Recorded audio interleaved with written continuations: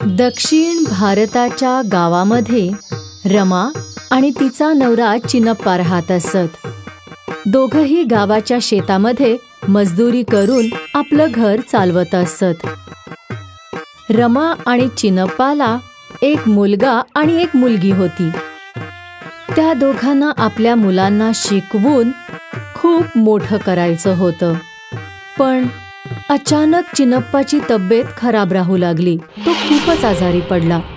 आता रमाला शेतामध्ये मजदुरी सुद्धा करावी लागत होती आणि स्वतःच्या मुलांचंही पालन पोषण करावं लागत होतं आणि आपल्या नवऱ्याचीही काळजी घ्यावी लागत होती.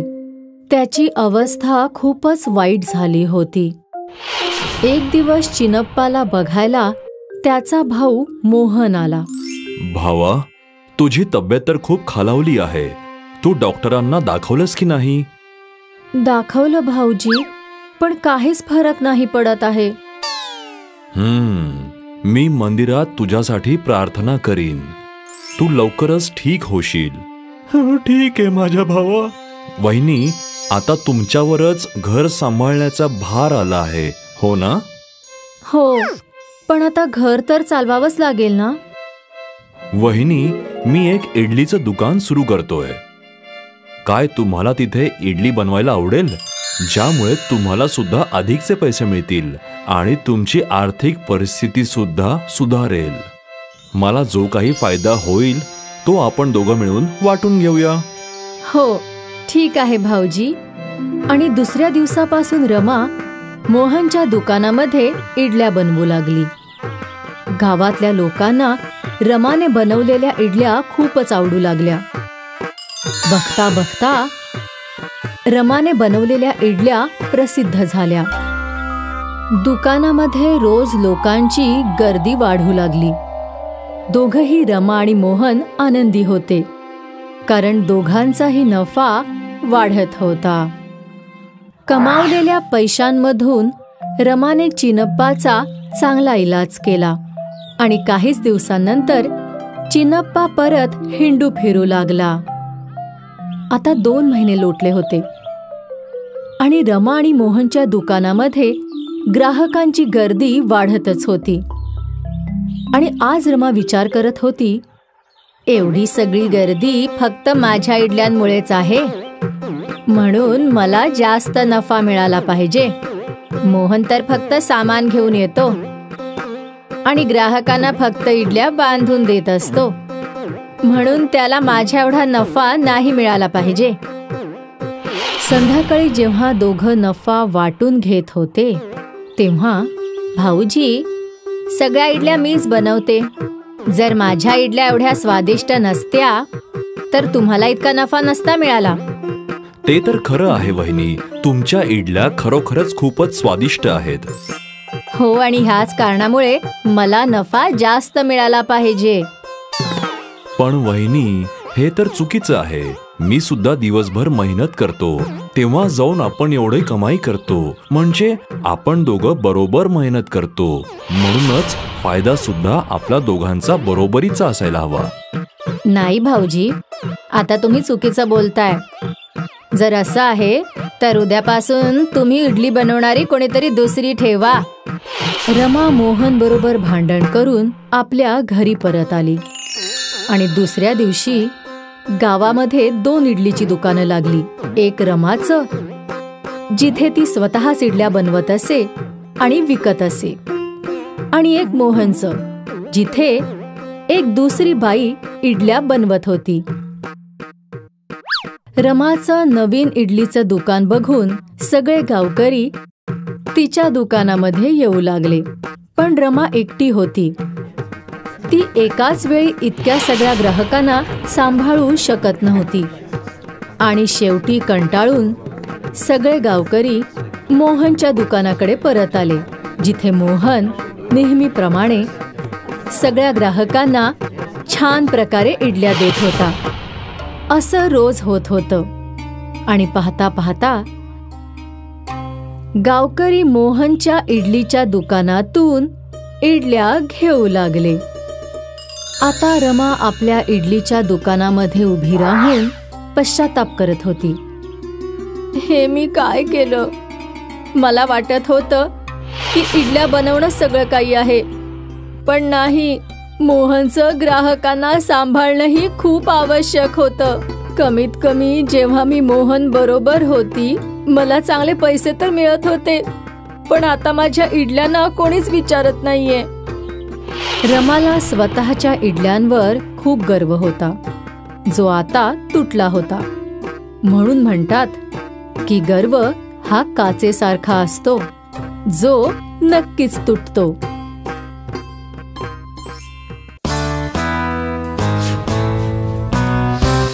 अम्मा नावाची एक प्रसिद्ध डोसेवाली होती. अम्माचं दुकान गावाच्या मधोमध होतं. सूर्याच्या पहिल्या किरणासोबतच अम्मा आपले दुकान उघडत असे आणि गिरायकाची तिथे नेहमी गर्दी असायची. अम्मा, तुझ्यासारखा डोसा कुठेच मिळत नाही अम्मा. न जाणे कसा इतका स्वादिष्ट डोसा तुम्ही बनवता आहात. आपल्या गिरायकाकडून आपल्या डोस्यांची स्तुती ऐकून नागम्मा खूपच खुश व्हायची. अम्माचे ज्यादातर गिराईक सकाळी सकाळी नाश्त्यामध्ये डोसा खाणं पसंत करायचे. अहो अम्माजी, एक स्पेशल म्हैसूर मसाला डोसा द्या. बैसा आता देते. अम्मा आपल्या प्रत्येक ग्राहकाला व्यवस्थित बसवायची आणि त्यांच्यासोबत बोलतही असायची. काळ पसरत गेला आणि काळासोबतच अम्माचं दुकान मोठं व्हायला लागलं. आता अम्माने आपल्या मदतीसाठी अजून 2 बायकांना कामावर ठेवलं होतं. आता अम्मा गल्ल्यावर बसून फक्त पैसे घ्यायची आणि गिरायकांसोबत बोलायची. अम्माच्या मदतीमधली एक बाई वीणा होती. वीणाची नजर नेहमी अम्माच्या पैशांवर असायची. इकडे आपण दोघी नेहमी काम करत असतो आणि तिकडे अम्माला बघ, फक्त पैसे गोळा करत असते. आणि आपल्याला काय मिळतं? आपल्याला आपला पगार मिळतो. तो काय आपल्याला पुरेसा आहे का? तिकडे बघ, अम्माकडे किती सारे पैसे आहेत. ती त्यांची मिळकत आहे आणि त्यांनी कित्येक वर्षापासून एवढी मेहनत जी केली आहे, तेव्हा कुठे जाऊन हे दुकान एवढं मोठं झालं आहे. तेच तर मी तुला सांगत आहे. आपल्याला पण आपलं दुकान टाकून मेहनत केली पाहिजे. नाही ग बाई, नाही. माझ्याने तर हे नाही होणार. माझ्यासाठी हा एवढा पगार पुरेसा आहे. वीणाने खूप तिला समजावण्याचा प्रयत्न केला, परंतु लक्ष्मीने तिचं काहीच ऐकलं नाही. वीणा खूप दिवसांपर्यंत आपलं स्वतःचं दुकान टाकण्याचा विचार करत राहिली आणि शेवटी एके दिवशी वीणाने आपलं डोस्याचं दुकान उघडलंच. अम्माचा डोसा 10 रुपयाचा असायचा, तर वीणाने 8 रुपयामध्ये डोसा विकणं सुरू केलं. हळूहळू सगळ्या गिरायकांची गर्दी वीणाच्या डोस्याच्या दुकानाकडे वळायला लागली. हे पाहून वीणा खूप खुश होती. लवकरच ती गर्विष्ठ झाली. अम्मा खूपच निर्मळ होती आणि ती आपल्या गिरायकांसोबत नेहमी नम्रतेने वागत असायची. परंतु वीणा आता तिचा गर्व खूपच वाढला होता. ताई, एक मसाला डोसा द्या ना. हा देते ना, पण 10 मिनिटं वाट पाहावी लागेल. ठीक आहे ताई. ती मुद्दामहून ग्राहकांना कारणास्तव वाट पाहायला लावायची. हे घे तुझा मसाला डोसा. ताई, मला ती हिरवी चटणी द्या ना. अरे टाकली आहे ना हिरवी चटणी, अजून किती देऊ?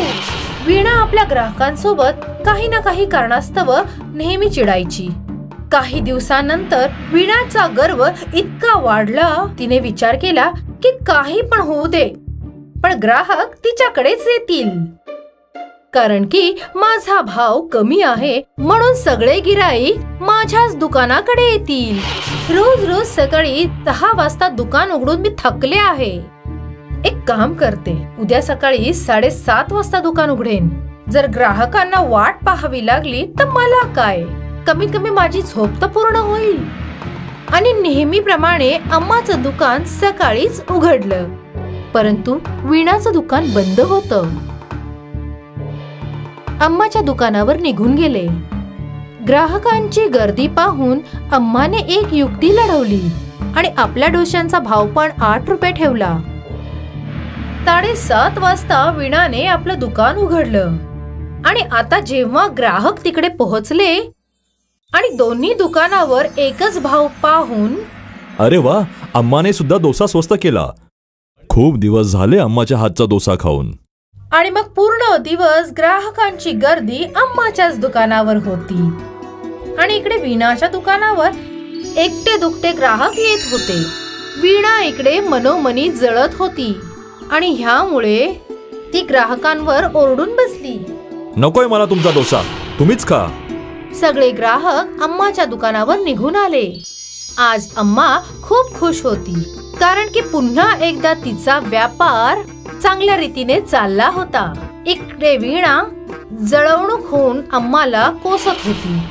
मुलांनो, ह्या गोष्टीमध्ये अम्माने काहीच नाही केलं, परंतु वीणाच्या गर्वाने तिचा चांगला जमलेला व्यापार खराब झाला. जर तिने पहिल्यापासूनच लोकांशी चांगलं वर्तन केलं असतं आणि गर्व नसता केला, तर आज तिचा पण व्यापार खूप चांगला चालला असता.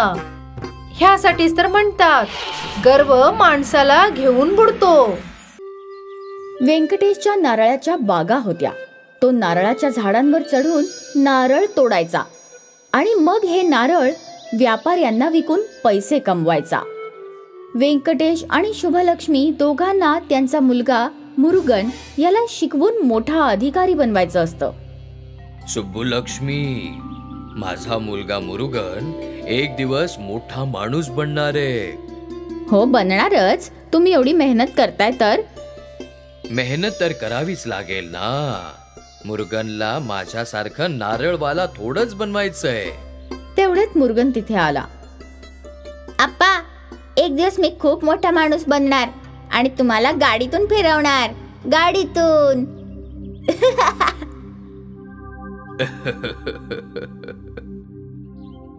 व्यंकटेश सगळ्या मोसमांमध्ये नारळाच्या झाडावर चढून नारळ तोडायचा.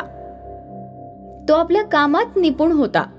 पावसाळी मोसम सुरू झालेला आणि 2 दिवसांपासून पाऊस थांबतच नव्हता. देव करो हा पाऊस लवकरच थांबून जाओ. हो, पण आज तुम्ही झाडावर चढू नका. झाडं ओली असतील. अगं माझी शुभलक्ष्मी, मी आधीही ओल्या झाडांवर चढलो आहे. ते तर मला माहिती आहे, पण सावधान राहणं आवश्यक आहे ना. अगं तू माझी काळजी करू नकोस. मी अगदी सांभाळून झाडावर चढीन. ठीक आहे. काही तासांनी पाऊस थांबला आणि हळूहळू झाडं सुकू लागली. व्यंकटेश घरून निघत होता नारळ तोडायला. आप्पा, आज मी तुमच्या बरोबर येणार. मलाही झाडावर चढायला शिकायचंय. अरे, पण आता नारळाची झाडं ओली आहेत. जर तुम्ही ओल्या झाडांवर चढू शकता तर मीही चढू शकतो. ठीक आहे, चल, आज तुलाही चढायला शिकवतोच मी. सांभाळून चढा. माझ्या मुलाचे हातपाय तोडून आणू नका. हो. व्यंकटेश आणि मुरुगन आपल्या नारळाच्या बागेत पोहोचले. तिथे व्यंकटेश मुरुगनला चढायला शिकवू लागला. हे बघ मुरुगन, असं नीट बघून बघून पाऊल ठेव, समजलास ना. ठीक आहे आप्पा. मुरुगन प्रयत्न करू लागला, पण त्याला नीट जमतच नव्हतं. तू प्रयत्न करत राहा, तोपर्यंत मी नारळ तोडतो. सांभाळून चढ, नाहीतर तुझी अम्मा मला चोरडेल. हो आप्पा. तिथे व्यंकटेश दुसऱ्या झाडांना न्याहाळू लागला. पावसामुळे झाडांवर शेवाळ जमलंय. मला फारच सांभाळून झाडावर चढावं लागेल. मग व्यंकटेश नारळाच्या उंच झाडावर चढला. त्याने त्या झाडावरचे सगळे नारळ तोडले. तिथे मुरुगन अजूनही नारळाच्या झाडावर चढण्याचा प्रयत्नच करत होता. व्यंकटेश एका मागोमाग एक असा झाडांवर चढत होता. तिथेही त्याने सगळे नारळ तोडले. तो त्या झाडावरून उतरतच होता की आप्पा! मुरुगनचा आवाज ऐकून त्याचं संतुलन बिघडलं आणि शेवाळ्याच्या निसरडेपणामुळे तो घसरून खाली पडला. आप्पा! आप्पा! मुरुगन आपल्या आप्पांच्या जवळ पोहोचला तेव्हा व्यंकटेशच्या डोक्यातून रक्त वाहत होतं. मुरुगनने लगेच गावकऱ्यांना हाका मारल्या. सगळे धावत आले आणि व्यंकटेशला हॉस्पिटलमध्ये ऍडमिट केलं. तिथे काही तास व्यंकटेशचं ऑपरेशन चाललं. शुभलक्ष्मी आणि मुरुगन दोघांचे अश्रू थांबतच नव्हते. जेव्हा ऑपरेशन संपलं आणि डॉक्टर बाहेर आले, डॉक्टर ते ठीक आहेत ना? ते जिवंत तर आहेत, पण त्यांच्या पाठीचा कणा खूप मोडला आहे. वाटत नाही की तो कधी सरळही बसू शकेल.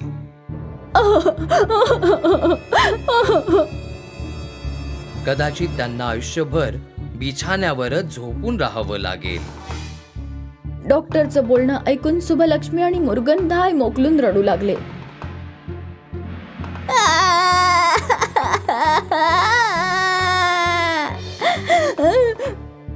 आता आमचं काय होणार?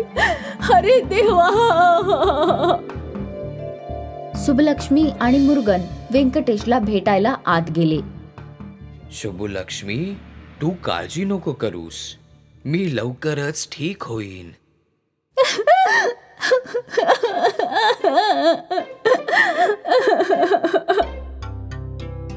मुरुगन रडत बाहेर निघून गेला. याला काय झालंय? काय झालंय शुभलक्ष्मी? डॉक्टर म्हणाले की तुम्ही कधी बसू शकणार नाही. तुमच्या पाठीचा कणा मोडला आहे. खूप आतपर्यंत दुखापत झाली आहे. काय? आता व्यंकटेशही घाबरला. 1 महिन्यानंतर व्यंकटेशला घरी आणण्यात आलं. आता घर कसं चालणार आहे? मी तर उठूही शकत नाही. झाडावर चढून नारळ कशी तोडणार आहे? तुम्ही काळजी करू नका, मी काही ना काहीतरी करेन. तू एकटी घर कसं चालवणार आहेस? काहीतरी नक्की होईल. देव आपली मदत नक्की करेल. आणि तेव्हाच दरवाजावर टकटक झाली. व्यंकटेशचा मित्र स्वामी त्याला भेटायला आलेला. भाऊ, आजच गावाहून आलोय. तुझ्याबद्दल ऐकून फार वाईट वाटलं. मी काही मदत करू शकलो तर नक्की सांग मला. अण्णा, तुम्ही माझ्यासाठी काही काम शोधू शकता का? काम शोधू नाही शकत, पण सांगू शकतो. म्हणजे काय? अक्का, तुमची नारळाची बर्फी सगळ्या गावात फेमस आहे. तुम्ही नारळाची बर्फी बनवून विकल्या तर नक्की पैसे चांगले मिळतील. माझी नारळाची बर्फी लोक विकत घेतील? नक्की. तुम्ही प्रयत्न तर करू शकता ना? हो, प्रयत्न करण्यात काहीच हरकत नाहीये. शुभलक्ष्मीला पैसे कमवण्याचा एक मार्ग तर सापडला. दुसऱ्या दिवशी शुभलक्ष्मीने नारळाची बर्फी बनवली आणि गावाच्या बाजारात गाडी लावून बसली. सगळे गावकरी शुभलक्ष्मीला पाहत होते, पण तिची बर्फी कोणी घेतली नाही. तेवढ्यात तिथे स्वामी पोहोचला. अक्का, मला अर्धा किलो नारळाची बर्फी द्या. हो अण्णा. शुभलक्ष्मीने स्वामीला अर्धा किलो नारळाची बर्फी दिली आणि पैसे घेतले. अरे काका, काकी, आजी, इकडे या. ही बर्फी एकदम स्वादिष्ट आहे ना? जरा खाऊन पहा तर. या या या. स्वामीने बोलवताच बरेच लोक तिथे जमले. सगळ्यांनी बर्फीचा एक एक तुकडा चाखला. ही तर फारच स्वादिष्ट आहे. शुभलक्ष्मी, माझ्यासाठी 1 किलो बांधून दे. हो, खरंच. अशी नारळाची बर्फी आयुष्यात खाल्ली नाही मी. अक्का, मला 1 किलो बर्फी द्या. आज सगळ्या कुटुंबाला नारळाची बर्फी खाऊ घालतो. जेवढ्या माणसांनी बर्फी चाखली त्या सगळ्यांनी शुभलक्ष्मीकडून नारळाची बर्फी विकत घेतली आणि थोड्याच वेळात शुभलक्ष्मीची सगळी नारळाची बर्फी खपली. पाहिलं अक्का, सगळी नारळाची बर्फी संपली ना? थँक्यू अण्णा. जर तुम्ही बर्फी घेतली नसती तर कोणीच घेतली नसती. असं काही नाहीये अक्का. कोणी ना कोणी नक्की विकत घेईल. तुमची नारळाची बर्फी फारच छान असते. बस लोकांना चाखण्याची कमी होती. तुमची ही शिकवण मी नेहमी लक्षात ठेवीन. थँक्यू. त्यानंतर रोज शुभलक्ष्मी नारळाची बर्फी बनवायची आणि गावाच्या बाजारात विकायची. नारळाच्या बर्फीने तिची चांगली कमाई होऊ लागली. उद्या तुम्हाला स्पेशलिस्ट कडे घेऊन जायचं आहे. पण त्यासाठी खूप पैसे लागतील ना. तुम्ही पैशांची काळजी करू नका. मी भरपूर पैसे जमवलेत आणि आपला नारळाच्या बर्फीचा व्यापारही खूप चांगला चाललाय. आता तुम्ही बस लवकरात लवकर ठीक व्हा. देवाची इच्छा असेल तर तेही होईल. दुसऱ्या दिवशी व्यंकटेशला स्पेशलिस्टकडे नेण्यात आलं. स्पेशलिस्टने व्यंकटेशचे काही स्कॅन्स केले. हे ठीक होऊ शकतात. एक ऑपरेशन करावं लागेल. ऑपरेशनला जास्त खर्च लागेल. किती खर्च होईल डॉक्टर? जवळपास 2 लाख रुपये. ठीक आहे सर, मी पैसे भरते. तुम्ही ऑपरेशनची तयारी करा. ठीक आहे. शुभलक्ष्मीने त्याच दिवशी हॉस्पिटलमध्ये 2 लाख रुपये भरले आणि ऑपरेशनची तयारी सुरू झाली. दुसऱ्या दिवशी सकाळी डॉक्टरने व्यंकटेशचं ऑपरेशन केलं.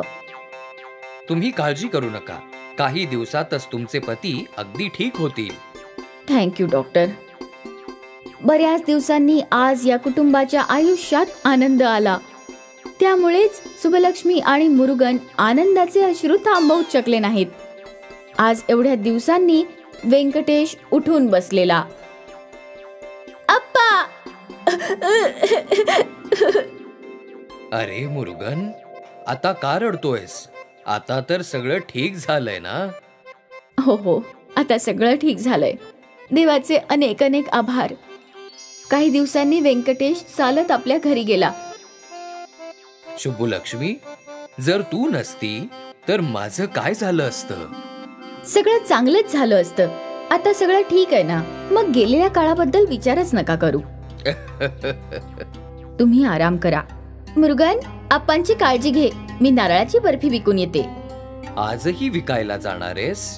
या नारळाच्या बर्फीमुळेच तर सगळं ठीक झालंय. हिने आपली तेव्हा मदत केली जेव्हा आपला वाईट काळ चाललेला. तेव्हा चांगल्या काळात आपण याची साथ थोडी सोडू शकतो. मी लवकरच परत येईन. ठीक आहे. आणि शुभलक्ष्मी बाजारात पोहोचली नारळाची बर्फी विकायला. तिथे ग्राहक आधीपासूनच तिची वाट बघत होते. दक्षिण भारताच्या गावामध्ये रमा आणि तिचा नवरा चिनप्पा राहत असत. दोघंही गावाच्या शेतामध्ये मजदुरी करून आपलं घर चालवत असत. रमा आणि चिनप्पाला एक मुलगा आणि एक मुलगी होती. त्या दोघांना आपल्या मुलांना शिकवून खूप मोठं करायचं होतं. पण अचानक चिनप्पाची तब्येत खराब राहू लागली. तो खूपच आजारी पडला. आता रमाला शेतामध्ये मजदुरी सुद्धा करावी लागत होती आणि स्वतःच्या मुलांचंही पालन पोषण करावं लागत होतं आणि आपल्या नवऱ्याचीही काळजी घ्यावी लागत होती. त्याची अवस्था खूपच वाईट झाली होती. एक दिवस चिनप्पाला बघायला त्याचा भाऊ मोहन आला. भावा, तुझी तब्येत तर खूप खालावली आहे. तू डॉक्टरांना दाखवलंस की नाही? दाखवलं भाऊजी, पण काहीच फरक नाही पडत आहे. मी मंदिरात तुझ्यासाठी प्रार्थना करीन. तू लवकरच ठीक होशील. ठीक आहे माझ्या भावा. वहिनी, आता तुमच्यावरच घर सांभाळण्याचा भार आला आहे, हो ना? हो, पण आता घर तर चालवावंच लागेल ना. वहिनी, मी एक इडलीचं दुकान सुरू करतोय. काय तुम्हाला तिथे इडली बनवायला आवडेल? ज्यामुळे तुम्हाला सुद्धा अधिकचे पैसे मिळतील आणि तुमची आर्थिक परिस्थिती सुद्धा सुधारेल. मला जो काही फायदा होईल तो आपण दोघं मिळून वाटून घेऊया. हो, ठीक आहे भाऊजी. आणि दुसऱ्या दिवसापासून रमा मोहनच्या दुकानामध्ये इडल्या बनवू लागली. गावातल्या लोकांना रमाने बनवलेल्या इडल्या खूपच आवडू लागल्या. बघता बघता रमाने बनवलेल्या इडल्या प्रसिद्ध झाल्या. दुकानामध्ये रोज लोकांची गर्दी वाढू लागली. दोघंही रमा आणि मोहन आनंदी होते, कारण दोघांचाही नफा वाढत होता. कमावलेल्या पैशांमधून रमाने चिनप्पाचा चांगला इलाज केला आणि काहीच दिवसांनंतर चिनप्पा परत हिंडू फिरू लागला. आता 2 महिने लोटले होते आणि रमा आणि मोहनच्या दुकानामध्ये ग्राहकांची गर्दी वाढतच होती. आणि आज रमा विचार करत होती, एवढी सगळी गर्दी फक्त माझ्या इडल्यांमुळेच आहे, म्हणून मला जास्त नफा मिळाला पाहिजे. मोहन तर फक्त सामान घेऊन येतो आणि ग्राहकांना फक्त इडल्या बांधून देत असतो, म्हणून त्याला माझ्या एवढा नफा नाही मिळाला पाहिजे. संध्याकाळी जेव्हा दोघं नफा वाटून घेत होते तेव्हा, भाऊजी, सगळ्या इडल्या मीच बनवते. जर माझ्या इडल्या एवढ्या स्वादिष्ट नसत्या तर तुम्हाला इतका नफा नसता मिळाला. ते तर खरं आहे वहिनी, तुमच्या इडल्या खरोखरच खूपच स्वादिष्ट आहेत. हो, आणि ह्याच कारणामुळे मला नफा जास्त मिळाला पाहिजे. पण वहिनी, हे तर चुकीचं आहे. मी सुद्धा दिवसभर मेहनत करतो, तेव्हा जाऊन आपण एवढी कमाई करतो, म्हणजे आपण दोघं बरोबर मेहनत करतो, म्हणूनच फायदा सुद्धा आपला दोघांचा बरोबरीचा असायला हवा. नाही भाऊजी, आता तुम्ही चुकीचं बोलताय. जर असं आहे तर उद्यापासून तुम्ही इडली बनवणारी कोणीतरी दुसरी ठेवा. रमा मोहन बरोबर भांडण करून आपल्या घरी परत आली आणि दुसऱ्या दिवशी गावामध्ये 2 इडलीची दुकानं लागली. एक रमाचं, जिथे ती स्वतःच इडल्या बनवत असे आणि विकत असे, आणि एक मोहनचं, जिथे एक दुसरी बाई इडल्या बनवत होती. रमाचं नवीन इडलीचं दुकान बघून सगळे गावकरी तिच्या दुकानामध्ये येऊ लागले. पण रमा एकटी होती. ती एकाच वेळी इतक्या सगळ्या ग्राहकांना सांभाळू शकत नव्हती आणि शेवटी कंटाळून सगळे गावकरी मोहनच्या दुकानाकडे परत आले, जिथे मोहन नेहमीप्रमाणे सगळ्या ग्राहकांना छान प्रकारे इडल्या देत होता. असं रोज होत होतं आणि पाहता पाहता गावकरी मोहनच्या इडलीच्या दुकानातून इडल्या घेऊ लागले. आता रमा आपल्या इडलीच्या दुकानामध्ये उभी राहून पश्चाताप करत होती. हे मी काय केलं? मला वाटत होतं की इडल्या बनवणं सगळं काही आहे, पण नाही. मोहनचं ग्राहकांना सांभाळणंही खूप आवश्यक होतं. कमीत कमी जेव्हा मी मोहन बरोबर होती, मला चांगले पैसे तर मिळत होते, पण आता माझ्या इडल्यांना कोणीच विचारत नाहीये. रमाला स्वतःच्या इडल्यांवर खूप गर्व होता, जो आता तुटला होता. म्हणून म्हणतात की गर्व हा काचेसारखा असतो, जो नक्कीच तुटतो.